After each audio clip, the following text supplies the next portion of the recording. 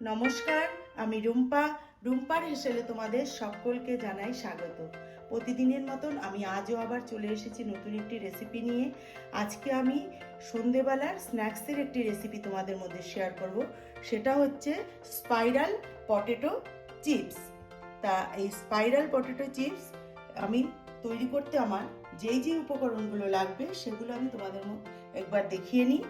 দেখো, এখানে আমি দুটো বড় সাইজের আলুকে স্লাইস করে কেটে নিয়েছি। কেটে নিয়ে তার 10 মিনিট আমি জলে ভিজিয়ে রেখেছিলাম।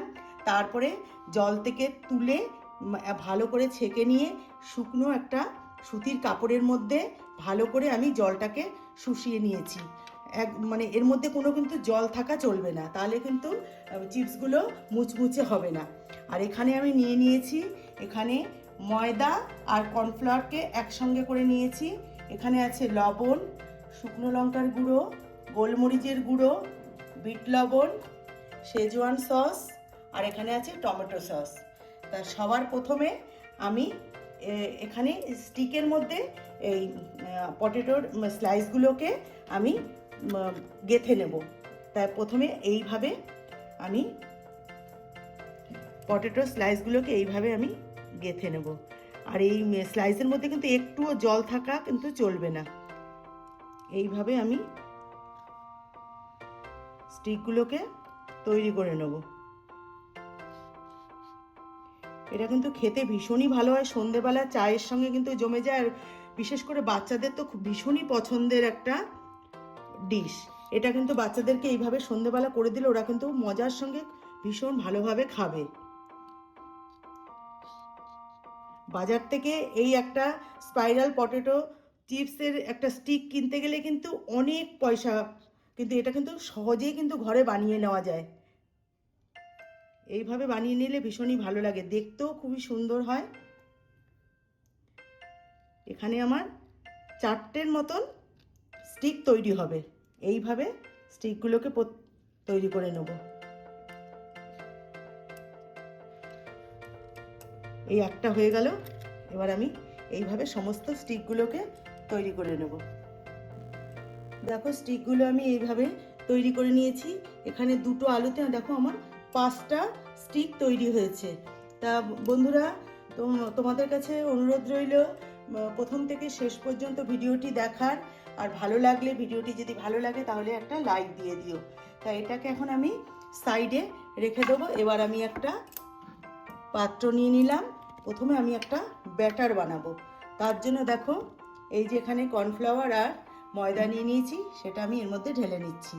তোমরা চাইলে শুধু কর্নফ্লাওয়ার দিয়েও করতে পারো বা বেসন দিয়েও করতে পারো, সেটাও কিন্তু খারাপ হবে না। এর মধ্যে আমি এবার দিয়ে দেবো সামান্য একটু লবণ দেবো। ব্যাটারটা বেশি ঘনও হবে না, আবার পাতলাও হবে না। এবার দেব লঙ্কার গুঁড়ো। ঝালটা একটু তোমরা তোমাদের পছন্দ মতো দেবে। বাচ্চারা খেলে বেশি ঝাল দেবে না, বড়রা যদি খায় তাহলে তো একটু ঝাল দেওয়াই যেতে পারে। এবার আমি এর মধ্যে দিয়ে দেবো সামান্য একটু গোলমরিচ গুঁড়ো। এবার আমি এর মধ্যে দেব টমেটো সস।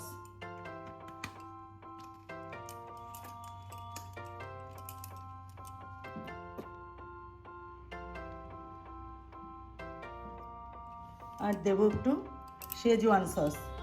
এটা হচ্ছে শেজওয়ান সস। এতে করে টেস্টটা ভীষণ ভালো হবে। খুব সহজেই ঘরে কিন্তু বানিয়ে নেওয়া যায়, আর খেতেও কিন্তু ভীষণই ভালো লাগে।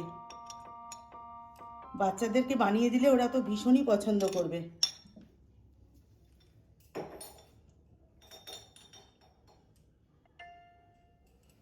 এবার আমি এর মধ্যে অল্প অল্প করে জল দিয়ে একটা ব্যাটার তৈরি করব।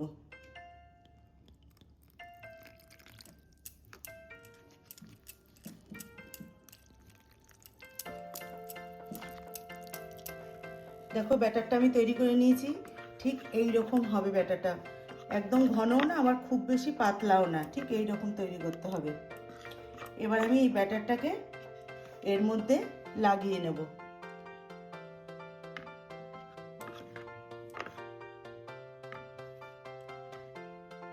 এইভাবে উপর থেকে ব্যাটারটা দিয়ে দিতে হবে।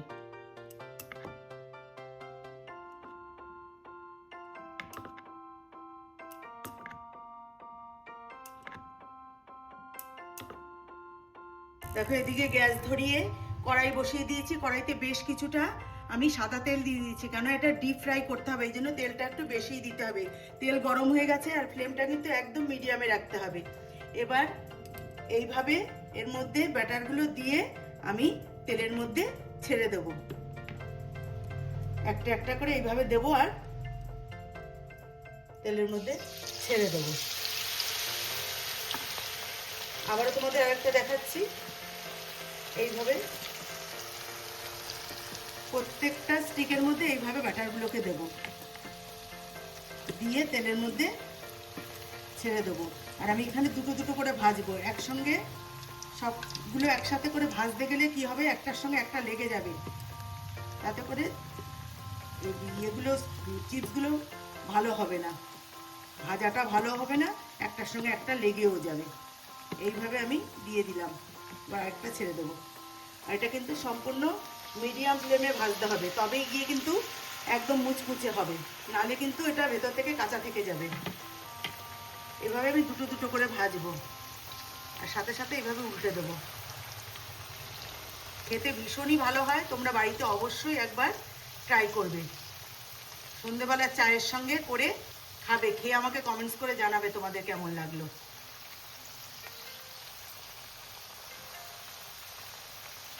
এবার আমি এইভাবে সমস্ত স্টিকগুলোকে ভেজে নেব। দেখো পটেটো স্টিকগুলো কিন্তু ফ্রাই হয়ে গেছে। এবার আমি এগুলোকে গার্নিশিং করে নেব। ঠিক এইভাবেই কিন্তু ভাজতে হবে।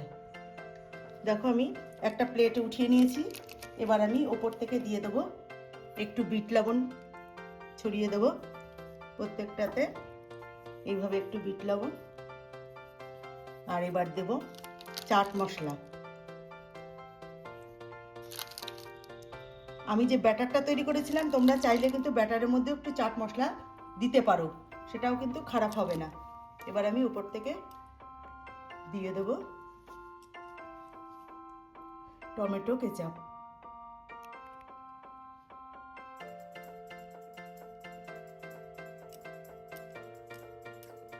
আর দেব মেয়োনিজ।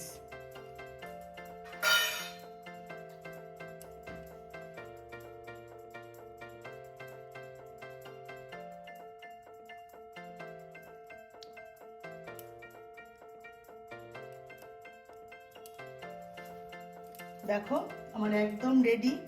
তা বন্ধুরা, তোমাদের আমার এই রেসিপিটি কেমন লাগলো আমাকে অবশ্যই কমেন্টস করে জানাবে। আর তোমাদের কাছে অনুরোধ রইল, বাড়িতে কিন্তু একবার অবশ্যই বানিয়ে খাবে, আর বাচ্চাদেরকে বানিয়ে দেবে, দেখবে ভীষণই ভালো খাবে। তা আমার চ্যানেলের নতুন বন্ধু হয়ে থাকলে চ্যানেলটিকে সাবস্ক্রাইব করে নেওয়ার অনুরোধ রইল। আর যারা করেছো তাদেরকে অসংখ্য অসংখ্য ধন্যবাদ। আর যারা আমার এই ভিডিওটি নতুন দেখছো তারা অবশ্যই আমার চ্যানেলটিকে সাবস্ক্রাইব করে নিয়ে আমার পাশে থেকো।